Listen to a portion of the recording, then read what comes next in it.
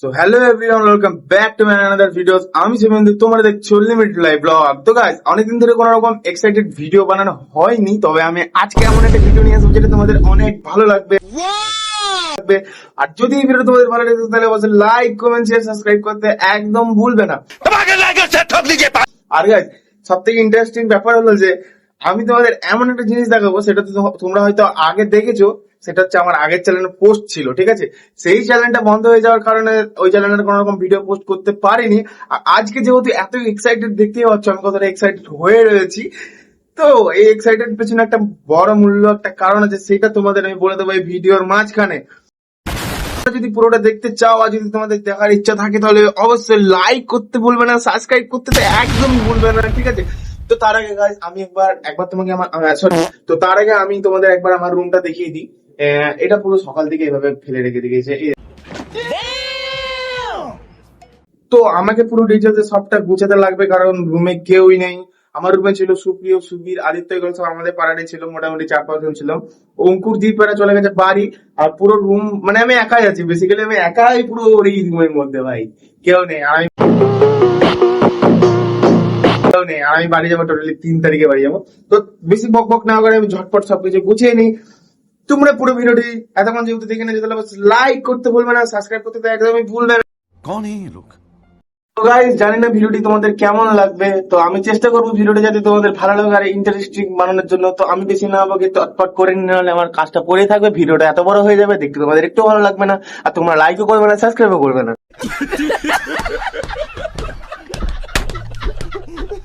তো ছটপট করে নি। ফার্স্ট অফ অল আমি আয়নাটাকে আলাদা প্লেসমেন্টে নিয়ে যাই। আর আমি আয়নাটা একবার মানে আমি ভেঙেছিলাম, তবে আমাকে দিতে হয়েছিল এর পেছনে 40 টাকা। তো কেউ এখন নেই, আমি আবার এটাকে ভেঙে ফেলেছি। হয়তো আমাকে এটার জন্য কোনো পয়সা পে করতে হবে না, ওই একটুখানি ভেঙে দেবো, একটা অসুবিধা হবে না। তো চলো এটাকে আমি সেট করি। আরে আরে আরে আরে আরে, এই দেখো বিছানার মধ্যে পড়ে আছে সেই কাচের টুকরোটা।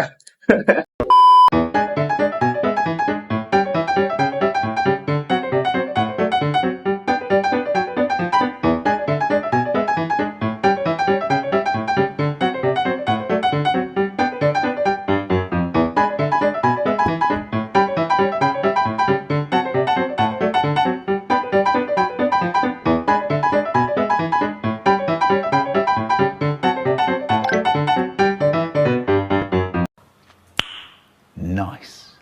সো আমার রুমে যা নোংরা ছিল আমি পুরো ক্লিয়ার করে নিয়েছি। সো এখন আমাকে যেতে হবে স্নানের জন্য, ঠিক আছে? তো স্নানে যাওয়ার আগে আমি কি কি প্রোডাক্ট ইউজ করি সেটা তোমাদের একবার দেখিয়ে দিই। আর তোমাদের যদি এই প্রোডাক্ট গুলো ভালো লেগে থাকে তাহলে অবশ্যই তোমরা বাই করে নিতে পারো, আমি আমার বায়োতে লিঙ্ক দিয়ে দেবো, ঠিক আছে? তো প্রথমে তোমাদের আমি দেখিয়ে দিই আমি যেটা বেসিক্যালি মোস্ট ইউজ করি যে জিনিসটা, সেটা হচ্ছে নাম্বার 1 সাবান। এটা অলরেডি হাফ হয়ে গেছে। এটা কিন্তু অনেক বেস্ট প্রোডাক্ট, ঠিক আছে? যারা হোস্টেলে থাকে তারা তো এইসবই বেশি ইউজ করে, অনেকদিন থেকে ইউজ করছি, পুরো পাতলা হয়ে গেছে, চেঞ্জ করার নামই নাই। সেকেন্ড ওয়ান, নিয়ার যেটা নারকেল তেল। এটা হেয়ারের জন্য অনেক বেস্ট, এটা আমি ইউজ করতে থাকি। তোমরা হয়তো অনেক বেস্ট বেস্ট ইউজ করো, কেউ কেউ তো সর্ষের তেল ইউজ করে, আমিও গাই সর্ষের তেল ইউজ করেছি। এটা হচ্ছে খাটে তলায় ঢুকে আছে, অনেকটা গভীর আছে, সেটা তোমাদের আমি এখন দেখাতে পারছি না। এটা ইউজ করি। তারপর আমার হেয়ারের জন্য আমি একটা বেস্ট শ্যাম্পু ইউজ করি, ঠিক আছে? এটা হচ্ছে ওয়ার্ল্ডের সব থেকে বেস্ট শ্যাম্পু, সেটা হচ্ছে আমার জন্য। কি হচ্ছে এটা? Clinic plus best shampoo, clinic plus shampoo. তো আমি অনেক এক্সাইটেড হয়ে রয়েছি, আর আমি কি বলছি I don't have any idea. তো হাঁপিয়ে গেছি পুরো। আর এখানে তোমরা দেখছো, এই দেখো ওদের দেখিয়ে দিই, এই দেখো বিছানার মধ্যে পুরো কাচের টুকরো গুলো পড়েছিল। আর আমি তো ওই সাইডে শুয়েছিলাম, ঠিক আছে? আর মিমো আমার এই পাশটাতে শুয়েছিল, আর ওই কাচের টুকরো গুলো ঠিক এইখানে পড়েছিল। এই পাশটাতে কেউ ছিল না, হয়তো বেকায়দায় কোনো অ্যাক্সিডেন্ট হয়ে যেতে পারতো, কিন্তু হয়তো নি। তো চলো আমি চলে যাই সোজা স্নানের দিকে, কারণ আমি চাই না যাতে তোমাদের সময় নষ্ট হোক। দাঁড়াও গাইস, আমি একটা হাঁপিয়ে গেছি, আমি একটু জল খেয়ে নিই আগে।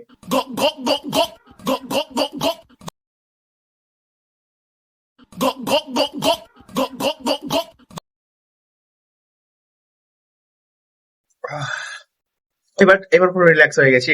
তো বেশি সময় নষ্ট আমি তোমাদের করবো না, কারণ আমি চাই না যে তোমাদের বেশি সময় নষ্ট হোক, নাহলে হয়তো বেশি বক বক করলে আমার ভিডিওটা তোমরা দেখবেও না। अरे कहना क्या चाहते हो? আমি চলে যাচ্ছি সোজা স্নানের দিকে, যাতে তোমাদের তাড়াতাড়ি আমি সবকিছু দেখাতে পারি। চলো সোজা যাওয়া যাক। A few moments later. তো আমি পুরো ফ্রেশ হয়ে চলে এসেছি, দেখতে পাচ্ছ পুরো ফ্রেশ হয়ে গেছি। এখন বেশ ঠান্ডা লাগছে, তখন এতটা গরম লাগছিল কি বলবো।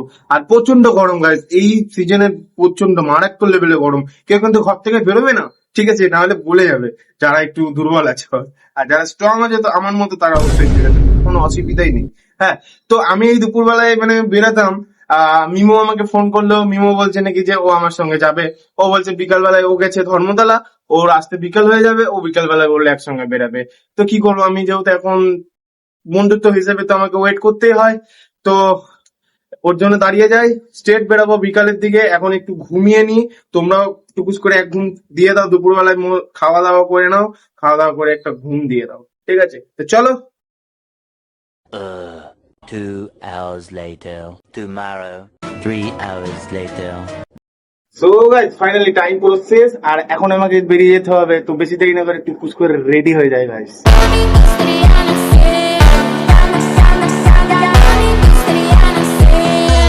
Y no sabía al nacer, al nacer, al nacer, al nacer, no sabía.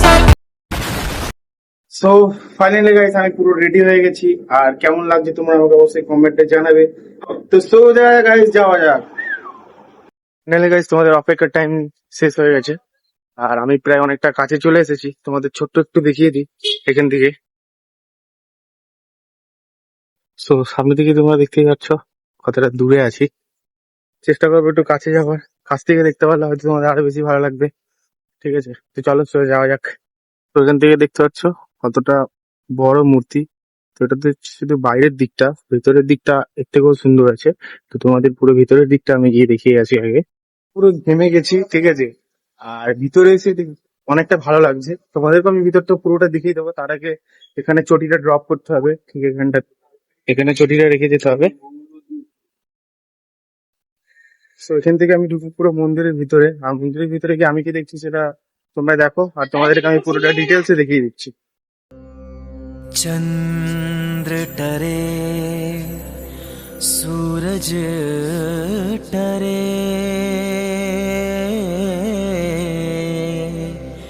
उगे अडिग अवध का अभिमान अवधपुरी की काया कल्प देखेगा आज आसमान।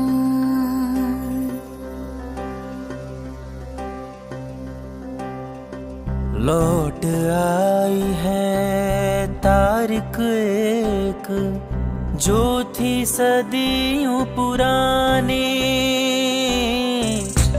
গাইস, ভিতরটা আমি পুরো ঘুরে নিয়েছি, মোটামুটি যতদূর তোমাদের দেখানো ছিল ততদূর তোমাদের দেখিয়ে দিয়েছি। চেষ্টা মানে আমি ভেবেছিলাম যে এর থেকেও ভালো এক্সপেক্ট করেছিলাম, যাতে সবাই ভালোভাবে দেখতে পারো, কিন্তু পাবলিকের সামনে এমন একটা লজ্জা লাগছিল যে কি বলবো। আর আমার সঙ্গে মিমোর আসার কথা ছিল, মিমো আসতে পারেনি, কারণ আরে আর মিমো এখনো ধর্মতলাতে আটকে রয়েছে, আর সেই জন্য মিমো আমার সঙ্গে আসেনি, আমি একাই বেরিয়ে এসেছি। আর একা আমি এখানে কোনদিন আসি না, খুব একটা আমি একা একা আসতে চাই না, কারণ কেউ যদি সঙ্গে থাকে তাহলে একটু বেস্ট হয়। হয়তো আমি এরকম ভিডিও বানাতে বানাতে যাচ্ছি, কেউ হয়তো পাশ থেকে আসলো ফোন নিয়ে চলে গেল, হতেও পারে, না আমার কিছু নেই। তো আমি এখন যাবো স্কন ভ্যালির ওই সাইডটাতে, ওই সাইডে কিছু দোকান আছে, আর একটা চায়ের দোকান আছে, যে চাটা মানে আমার তো খেতে ভালোই লাগে, আর আমাদের হোস্টেলে সব ছেলেদেরই খেতে ভালো লাগে। তো বিশেষ করে সেই দোকানে আমরা আগে যাই, আর চেষ্টা করবো আমি এর থেকেও ভালো ভিডিও বানানোর আর ভালো ভিডিও দেওয়ার, ঠিক আছে? তো তোমরা যেহেতু এতদূর ভিডিও ওয়াচ করে নিয়েছো, তাহলে অবশ্যই লাইক করতে ভুলবে না। তোমাদের জন্য এত খাটাখাটনি করে আমি ভিডিও বানাচ্ছি, একটা লাইক তো আমি ডিজার্ভ করি। তো চলো সোজা যাওয়া যাক স্কন ভ্যালির ওই পারে। সো এই সাইডটা হচ্ছে স্কন ভ্যালি। এই জায়গাটা বললেই বেশিরভাগ সবাই চিনে যায়। আর আমি এখান থেকে সোজা চলে যাব ওই সাইডে, ওই কোনায় একটা চায়ের দোকান আছে, যে চাটা মানে খেতে অনেক সুন্দর। আর আমি একদিন ভেবেছিলাম এখানে মর্নিং রানিং আসার জন্য, তো কারো সং না পাওয়ার কারণে আমি আসতে পারি না। আর চেষ্টা করবো আসার, একদিন হলেও আমি আসবো।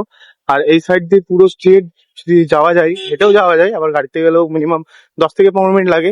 স্ট্রেট হচ্ছে ইকো পার্ক, এখান থেকে ইকো পার্কে যাওয়া যায়। ইকো পার্কে একদিন মিমোকে নিয়ে যাব।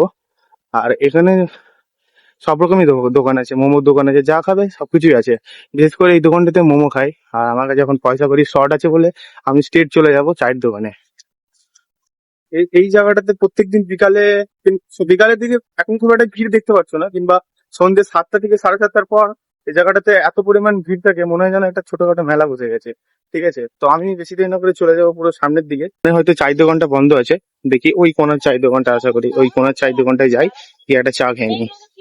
এই গরমেও এই চাটা খাওয়াটা খুবই ইম্পর্টেন্ট, কারণ চা আমাদের খেতেই হবে এই গরমে, যতই গরম পড়ুক তবুও চা খাওয়া লাগে। স্পেশাল করে দেবে, হ্যাঁ। আর তোমার দোকানে বেশি আছি চা খেতে।